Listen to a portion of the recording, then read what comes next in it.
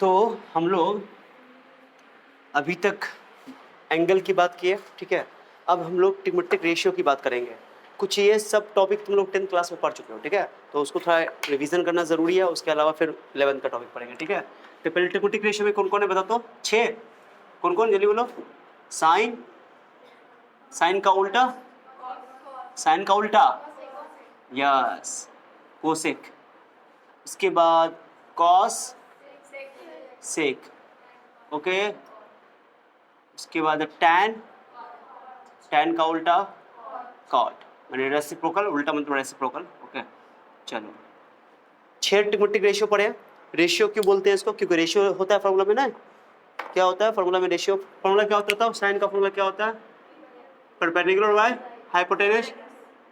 Cosec का formula क्या हो जाएगा, hypotenuse by perpendicular, base by hypotenuse, okay, hypotenuse by base, good.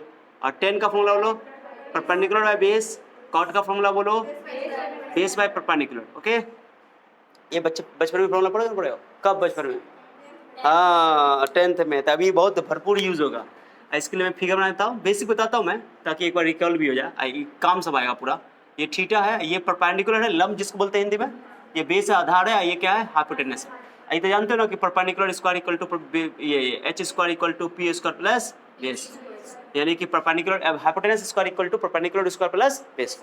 ऐसे पढ़ो, कर्ण स्क्वायर वाला स्क्वायर प्लस आधार स्क्वायर, वही है, ठीक है। यहाँ से कोई दो चीज में से कोई भी दो चीज दिया रहेगा, तीसरी चीज निकाली जा सकती है। जैसे परपेंडिकुलर निकालना है तो hypotenuse square minus base square, base निकालना है तो hypotenuse square minus perpendicular square, so that's not so big matter, okay.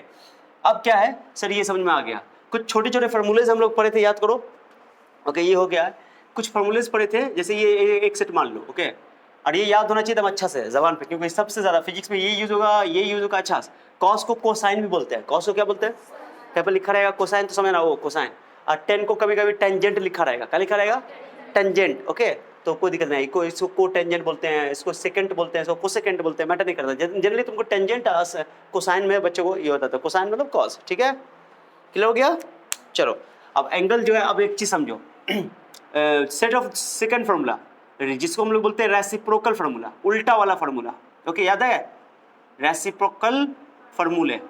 तो रेसिप्रोकल फार्मूला तो यही से दिख रहा है, फार्मूला का प्लूरल वर्ड फार्मूले होता है, ठीक है। चलो साइन का उल्टा कोसेक है, साइन का उल्टा, तो ये बहुत आसान है कि सर साइन का उल्टा कोसेक है, तो साइन को लिख सकते हैं 1 बाय कोसेक, क्या लिख सकते हैं, या कोसेक को क्या लिख सकते हैं 1 बाय साइन, को दिक्कत है ना। तो ये बहुत सारे जगह पे काम आएगा ये फार्मूला, जिसको बोलते हैं रेसिप्रोकल फार्मूला, ओके। नंबर 2 में बोलो, कॉस का उल्टा क्या है सर, 1 बाय सेक, तो सेक का फार्मूला क्या हो जाएगा सर, ओके, कोई दिक्कत नहीं है इसमें। चलो उसके बाद थर्ड नंबर में टेन का फार्मूला होता है कॉट, 1 बाय कॉट। चलो अब कॉट को लिख सकते हो, बस ये एकदम रिसेंटली पढ़े हो, एकदम ताज़ा ताजी, लेकिन ज़रूरत पड़ेगी अभी, हर कहीं ना कहीं यूज़ हो जाएगा, फिजिक्स में बहुत जगह यूज़ होता है। तो ये हो गया 6 सेट हो गया, 3 सेट हो गया, 3 सेट में 2 कर दिया मैंने। इसको तुम भी कर सकते हो, sine into cosec equal to 1, कोई दिक्कत नहीं है, बड़ा मुद्दा नहीं है। नंबर 3, ये तो क्या हो गया, रेसिप्रोकल फार्मूला, उल्टा वाला फार्मूला, इसको बोलते हैं उल्टा वाला फार्मूला। अब बात कर लेते हैं डिवाइड वाला फार्मूला, कौन वाला फार्मूला, जिसको कोसेंट फार्मूला बोलते हैं, कोसेंट फार्मूला, कोसेंट फार्मूला, भाग वाला फार्मूला। सर भाग वाला फार्मूला कौन है सर, 2 है, ओके। एगो टेन का फार्मूला बहुत फेमस है, टेन का फार्मूला क्या होता है, साइन बाय, यानी साइन में कॉस से डिवाइड कर दोगे टेन मिल जाएगा, और कॉस में साइन से डिवाइड कर दोगे तो कॉट मिल जाएगा, याद है कि नहीं है। हाँ ये सारी चीज़ें मैं बता रहा हूँ ताकि हो सकता है कि बच्चे का याद ना हो, या एक जगह लिखा ना हो, तो पूरा एक जगह लिखा जाएगा, एकदम जबान पे ये याद होना चाहिए, एकदम बाय हार्ट याद होना चाहिए, क्योंकि ये सब बहुत यूज होगा। ये हो गया तुमको डिवाइड वाला फार्मूला, ओके। अब बात कर लेते हैं स्क्वायर वाला फार्मूला का, किसका, स्क्वायर वाला, ठीक है। स्क्वायर वाला फार्मूला यहाँ से लिखता हूँ, ठीक है। स्क्वायर वाला फार्मूला यहाँ से नंबर 4 ना, नंबर 4, चलो square formula, square formula, square वाला फार्मूला, ओके। चलो इसको बोलोगे स्क्वायर वाला फार्मूला, ठीक है। इसको बोलोगे उल्टा वाला फार्मूला, इसको बोलोगे डिवाइड वाला फार्मूला, उसको बोलोगे स्क्वायर वाला फार्मूला। तो स्क्वायर वाले फार्मूले कौन कौन है सर, इसमें देखो, इसमें पहला साइन के साथ रिलेशन, साइन का किसके साथ होता है, कॉस के साथ, तो क्या होता है बोलो तो sine square theta okay plus cos square theta is equal to 1। पढ़े हो कि नहीं पढ़े हो? और यहाँ से दो फॉर्मूला और निकाल सकते हो। क्या निकाल सकते हो तो कॉस स्क्वायर निकालना है तो 1 माइनस साइन स्क्वायर क्या, और तुमको अगर साइन स्क्वायर निकालना है 1 माइनस, एकदम जबान पे होनी चाहिए सब फॉर्मूला तो चुटकी में, ठीक है। चलो नंबर 2 फॉर्मूला में देख लो, तो साइन में भी 3 हो गया, sine square plus cos square theta equal to 1, sine square theta equal to 1 minus cos square theta, और cos square theta equal to 1 minus sine square theta. Okay चलो अब बात कर लेते हैं साइन का कॉस के साथ है स्क्वायर वाला फॉर्मूला में, सेक का टेन के साथ, तो क्या लिखोगे sec square theta minus tan square theta is equal to 1। यहाँ से सेक स्क्वायर को क्या करो तो 1 प्लस टेन स्क्वायर थीटा, और 1 को उठा के इधर लिया ये वाला 1 को, तो sec square theta minus 1 is equal to tan square. Clear? तो सेक वाला भी 3 फॉर्मूला हो गया। बच्चों को अक्सर इसमें कंफ्यूजन आता है, कोई कंफ्यूजन नहीं है। Sec square theta equal to 1 plus tan square theta, और tan square theta equal to sec square theta minus 1। दोनों साइड से फॉर्मूला याद रखना है, एक साइड से याद नहीं रखना है, दोनों साइड से, क्योंकि दोनों साइड से इस्तेमाल होता है। थर्ड में कोसेक का किसके साथ होता है साहब? कॉट के साथ। Cosec square theta minus cot square theta कितना होता है 1। तो यहाँ से कोसेक स्क्वायर को क्या कर लो sir 1 plus cot square theta, एक बार रिकॉल हो जाएगा।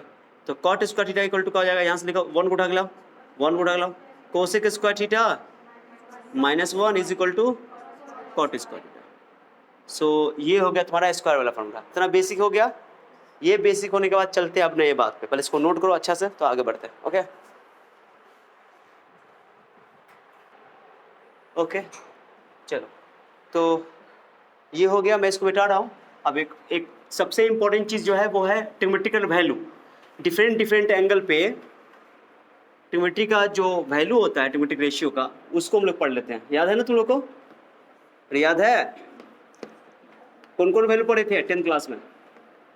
0 डिग्री, 30 डिग्री, उसी को बताने वाला हूँ। तो 0 डिग्री का वैल्यू यहाँ देखो, 0 degree, 30 degree, 45 degree, 60 degree and 90 degree, ये ना पढ़े हो? अच्छा अब यहाँ पर ना रेडियन भी बोलेंगे, रेडियन भी बोल सकते हो। रेडियन कैसे? 0 को 0 ही रेडियन बोलेंगे, 30 को क्या लिखेंगे π/6, पता चल गया ना। आप 45 को क्या लिखेंगे? जल्दी बोलो π/4, अभी तक याद नहीं हुआ? π/4, इसको क्या लिखेंगे? π/3। देखो 6 वाला में ये, देखो 60 वाला में ये, यहाँ 30 वाला में 6 होगा और 60 वाला में 3 होगा, उल्टा हो जाता है, बोला था ना मैंने ट्रिक। और 90 डिग्री, 90 को बोल लिखते हैं π/2। तो ये या तो ये रहे या तो ये रहे या तो ये रहे या तो बात से। ओके समझे बात को? ये ऑलरेडी बता दिया मैंने। अब क्या करते हैं, इस वैल्यू देख लेते हैं। सर साइन का वैल्यू, तो मैंने एक ट्रिक बताया था, याद है? जिस बच्चों को याद नहीं, ट्रिक बताओ। इसको 0 लिखेंगे, क्या लिखेंगे जल्दी बताओ? इसको क्या लिखेंगे? 0। इसको क्या लिखेंगे? 1। इसको क्या लिखेंगे? 2। इसको क्या लिखेंगे? 3। इसको क्या लिखेंगे? 4। और सब में कितना से डिवाइड करेंगे? 4 से। ट्रिक देख लो, 0 से स्टार्ट करना। ओके साइन का वैल्यू निकालने के लिए, याद आया कि नहीं? ये शॉर्ट ट्रिक है, जिन बच्चों को नहीं आता वो देख लेंगे, बहुत आसान है। मैंने वैल्यू याद नहीं रहेगा तो इस तरीके से याद हो जाएगा। रूट सबका चढ़ा दो, सब क्या करा दोगे? ओके समझाया? देखो इसको हाथ की वैल्यू से भी याद रख सकते हो। इसको बोल दो 0 डिग्री, इसको बोल दो 30 डिग्री, इसको बोल दो 45 डिग्री, इसको बोल दो 60 डिग्री, इसको बोल दो 90 डिग्री। इतना ही वैल्यू पढ़ना है, ठीक है? अगर 0 डिग्री जिसका वैल्यू निकालोगे तो उसके साथ क्या उंगली बचा है? 4, बस। यानी कि 0 का वैल्यू निकालोगे तो 0 को लिए 0 डिग्री का वैल्यू निकालना है। ओके ये 0 है, ये 1 है, तो ये 2 ऐसे करके, तो 4 बचा हुआ है, इसलिए 4 से भाग कर रहे हैं। कितना से भाग कर रहे हैं? ठीक है 30 डिग्री निकालना है तो ये एक उंगली है। ओके ऐसे गिन लो, कितना से भाग करना है? 4 से। 4 ना बचा, फिर भी कितना बचा टोटल? 4। तो इसलिए 4 से समय डिवाइड कर देते हैं। माने कभी किसी भी को वैल्यू को पकड़ोगे, एक उंगली को पकड़ोगे, बचा हुआ 4 उंगली बचेगा, इसलिए 4 से डिवाइड कर दो। ठीक है इसका स्क्वायर रूट ले लो। क्या ले लो? Square root. तो बहुत आसान है, कोई बड़ा मुद्दा नहीं है। तो 0 को 4 से डिवाइड करोगे तो आंसर क्या होगा? 0। ओके और 1/4 का स्क्वायर रूट क्या होगा? 1/2। इसका क्या होगा? 2 कैंसिल, 1/2 होगा ना? होगा। इसका बोलो √3/2, इसका बोलो कैंसिल हो जाएगा, ये 1 का स्क्वायर रूट। इसलिए साइन 0 का वैल्यू कितना हो गया? जोर से बोलो यस। और साइन 30 का वैल्यू कितना हो गया? इसका कितना हो गया? इसका कितना हो गया? इसका प्रूफ भी है, वैसे प्रूफ की कोई ज़रूरत नहीं है क्योंकि हमारे लिए इंपॉर्टेंट है वैल्यू। ओके प्रूफ तो करना है, वैल्यू याद होना चाहिए, ऐसे भी तुम लोग को याद होगा, है ना, याद है ना, गुड।